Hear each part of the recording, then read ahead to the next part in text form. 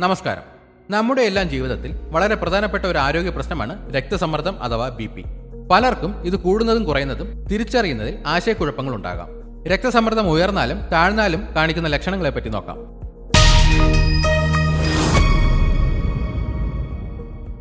ആദ്യം എന്താണ് രക്തസമ്മർദ്ദം എന്ന് നോക്കാം. നമ്മുടെ ഹൃദയം രക്തം പമ്പ് ചെയ്യുമ്പോൾ അത് ധമനികളിൽ ചെലുത്തുന്ന മർദ്ദമാണ് രക്തസമ്മർദ്ദം. ഇതൊരു സാധാരണ അളവിൽ നിലനിർത്തണം. രക്തസമ്മർദ്ദം കൂടുകയോ കുറയുകയോ ചെയ്യുന്നത് ഗുരുതരമായ ആരോഗ്യ പ്രശ്നങ്ങൾക്ക് കാരണമാകാം. ഉയർന്ന രക്തസമ്മർദ്ദം. സാധാരണഗതിയിൽ ഉയർന്ന രക്തസമ്മർദ്ദത്തിന് പ്രത്യേക ലക്ഷണങ്ങൾ ഉണ്ടാവാറില്ല. അതുകൊണ്ടാണ് ഇതിനെ നിശബ്ദ കൊലയാളി എന്ന് വിളിക്കുന്നത്. എന്നിരുന്നാലും രക്തസമ്മർദ്ദം വളരെ ഉയരുമ്പോൾ ചില ലക്ഷണങ്ങൾ കണ്ടേക്കാം. കടുത്ത തലവേദന, പ്രത്യേകിച്ചും രാവിലെ എഴുന്നേൽക്കുമ്പോൾ തലയുടെ പിന്നിൽ അനുഭവപ്പെടുന്ന കഠിനമായ തലവേദന.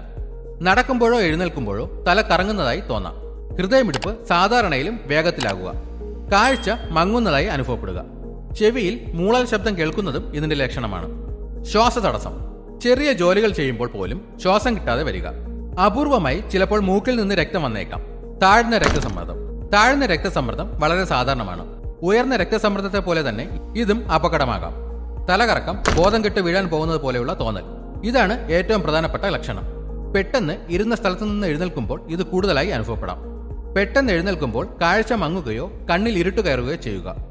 എന്തെങ്കിലും ജോലി ചെയ്യാനോ നടക്കാനോ വയ്യാത്ത അവസ്ഥയിലുള്ള കടുത്ത ക്ഷീണം. വയറുവേദനയോട് കൂടിയോ അല്ലാതെയോ ഓക്കാനം വരാം. തണുത്തതും വിളറിയതുമായ ചർമ്മം.